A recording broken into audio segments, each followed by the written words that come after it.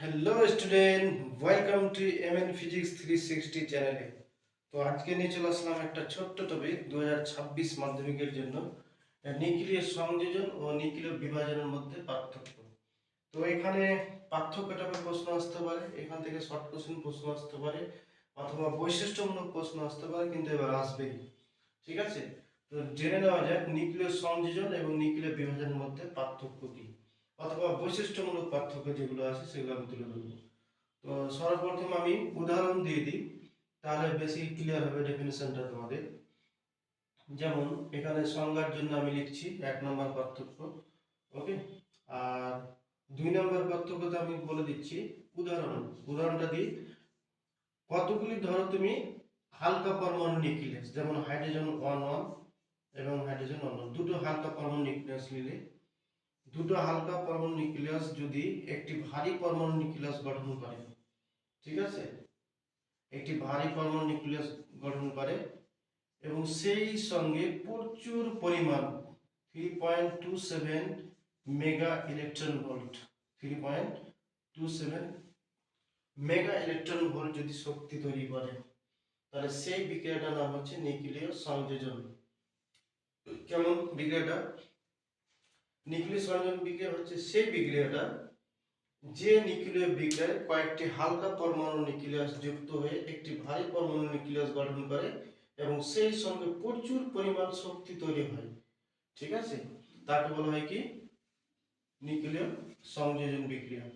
ওকে, তো সেম ভাবে আমরা যদি নিউক্লিয় বিভাজন বিক্রিয়াটা পড়তে যাই, তাহলে দেখব যে একটি ভারী পরমাণু নিউক্লিয়াস, এখানে ছিল হালকা পরমাণু নিউক্লিয়াস কি, আর এখানে হবে কি হবে, একটি ভারী পরমাণু নিউক্লিয়াস কি, ইউরেনিয়াম 92 235।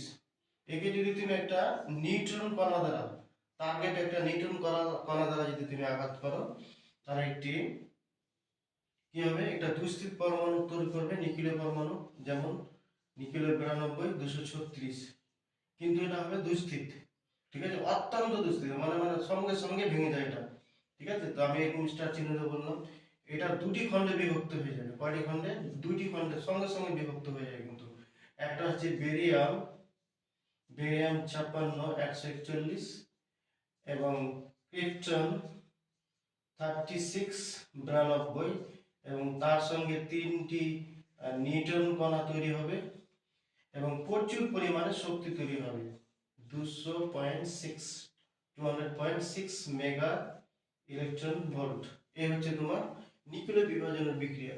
তো নিউক্লিয় বিভাজন বিক্রিয়া কি হয়, একটি ভারী পরমাণু নিউক্লিয়াসকে যদি একটি নিউট্রন কণা দ্বারা আঘাত করা হয়, তাহলে সেটি দুটি সমান খণ্ডে বিভক্ত হয়ে যায়, একটা বেরিয়াম 56 141, একটা ক্রিপ্টন 36 92, এবং সঙ্গে তিনটি নতুন নিউট্রন কণা তৈরি হয় এবং সঙ্গে প্রচুর পরিমাণে শক্তি তৈরি হয়, তাকে বলা হয় কি নিউক্লিয় বিভাজন।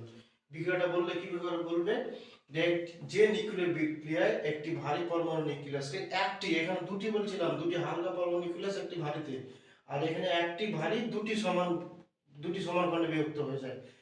ঠিক আছে, তাহলে একটি ভারী পরমাণু নিউক্লিয়াসকে যদি একটি নিউট্রন কণা দ্বারা আঘাত করা হয়, তাহলে সঙ্গে সঙ্গে সমান ভরে দুটি, ঠিক আছে, নিউক্লিয়াস গঠন করে এবং প্রচুর পরিমাণে কি করে, শক্তি তৈরি করে, তাকে বলা হয় নিউক্লিয় বিভাজন।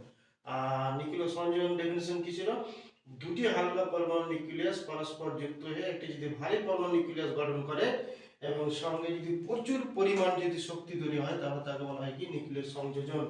তাহলে এটার সংজ্ঞাটা হয়ে গেল, এটার সংজ্ঞাটা হয়ে গেল। আর একটু হালকা করে বই থেকে দেখে নেবে, এভাবে লিখলো নম্বর পাওয়া যাবে। তারপর হচ্ছে 3 নম্বর বৈশিষ্ট্য কি, নিউক্লিয়ার সংযোজনে হচ্ছে প্রচুর পরিমাণে একটা টেম্পারেচারের প্রয়োজন হয়, 10⁻7 ডিগ্রি থেকে 10⁻8 ডিগ্রি সেলসিয়াস পর্যন্ত টেম্পারেচার প্রয়োজন হয়, মানে প্রচুর পরিমাণ তাপমাত্রার প্রয়োজন হয়। আর নিউক্লিয় বিভাজন বিক্রিয়ায়, ঠিক আছে, সাধারণ উষ্ণতায় ঘটে যাবে। এটা কি? সাধারণ উষ্ণতায় ঘটে। আমি সঙ্গে সঙ্গে লিখছি, ঠিক আছে, সাধারণ উষ্ণতায় ঘটে এটা।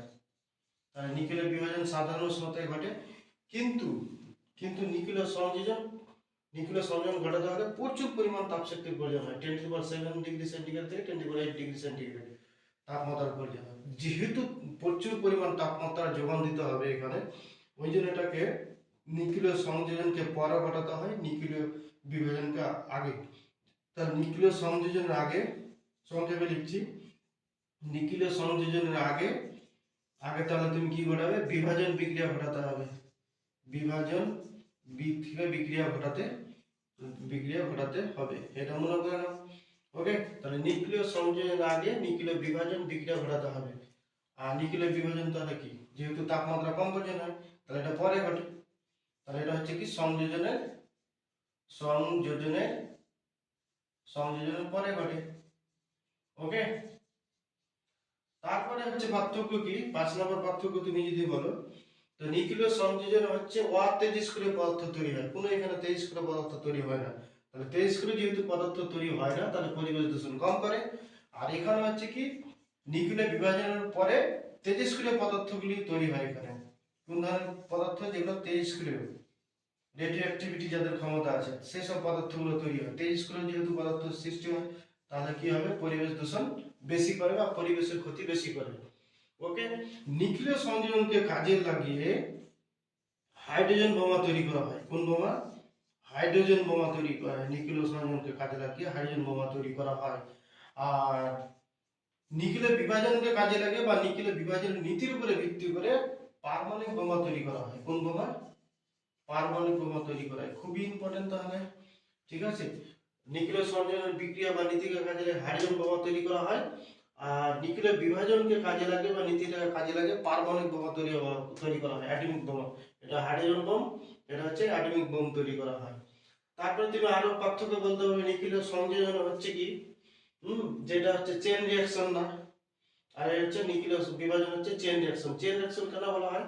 শৃঙ্খল বিক্রিয়াটা, এটা শৃঙ্খল বিক্রিয়া নয়, তুমি লিখবে কেন।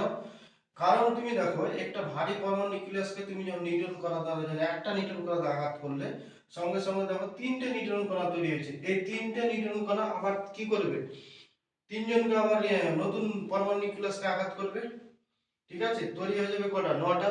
ওই 9টা আবার 9টাকে করবে, তৈরি হয়ে যাবে কয়টা, 27টা। 27টা আবার 27টাকে আঘাত করে তৈরি হয়ে যাবে কত, 81টা। তাহলে এটা কি হয়, চলতে থাকে, এইভাবে ঘটতে থাকে। এই জন্য নিউক্লিয় বিভাজনকে নিউক্লিয় চেন রিঅ্যাকশন বলা হয়, ঠিক আছে। তাহলে নিউক্লিয় সংযোজনকে চেন রিঅ্যাকশন বলা হয় না, কিন্তু নিউক্লিয় বিভাজনকে কি বলা হয়, চেন রিঅ্যাকশন বলা হয়। আরেকটা কথা হচ্ছে কি, নিউক্লিয় সংযোজনে যে উৎপন্ন তাপ নিউক্লিয় বিভাজনের তাপের তুলনায় অনেক গুণ বেশি এটা, আর এটা হচ্ছে কম। এভাবে অনেকগুলো তুমি মানে বৈশিষ্ট্য তুলে ধরতে পারবে আর বলতে হবে। তাহলে ফার্স্ট অফ অল তুমি ডেফিনেশন বলবে, রিঅ্যাকশনটা মনে রাখবে, কতটা টেম্পারেচার প্রয়োজন হয়, আর এখানে সাধারণ উষ্ণতায় ঘটে। নিউক্লিয় সংযোজন ঘটাতে হলে যেহেতু প্রচুর টেম্পারেচার প্রয়োজন হচ্ছে, তাহলে তোমাকে আগে নিউক্লিয় সংযোজনের আগে বিভাজনটা ঘটাতে হবে, তারপরে সংযোজন। আর সংযোজনের পরে হচ্ছে বিভাজন ঘটবে। এখানে এই নীতির উপর ভিত্তি করে হাইড্রোজেন বোমা তৈরি করা হয়, আর এর উপরে ভিত্তি করে পারমাণবিক বোমা তৈরি করা হয়। আরেকটা পরীক্ষাতে আছে এখান থেকে শর্ট কোশ্চিন, যে নিউক্লিয় সংযোজন যে বিক্রিয়াটা কোথায় ঘটে, যেমন তোমার সূর্যে, নক্ষত্রে অহরহ যে বিক্রিয়াটা ঘটছে, নিউক্লিয় সংযোজন ঘটছে প্রতি মিনিটে 12 কোটি টন, প্রতি মিনিটে কত, 12 কোটি টন তোমার হচ্ছে হাইড্রোজেন, 12 কোটি টন হাইড্রোজেন কিছু পরিণত হয়ে যায়, হিলিয়ামে পরিণত হয়। এটা পারলে মনে রাখবে, আসবে না পরীক্ষাতে, তা মনে রাখবে। প্রতি মিনিটে 12 কোটি টন সূর্যে বা নক্ষত্রে, সূর্যে 12 কোটি টন হাইড্রোজেন হিলিয়ামে রূপান্তরিত হচ্ছে প্রতি মিনিটে, পার মিনিটে, 1 মিনিটে। তাহলে মোটামুটি প্রায় 460 কোটি বছর আগে হলে সূর্য তৈরি হয়েছে। তাহলে কত রিঅ্যাকশন হচ্ছে বুঝে নাও। ওকে, আজকে এখান থেকে না, এখান থেকে আবার 2026-এ একটা শর্ট কোশ্চেন আসবে। ওকে, বাই।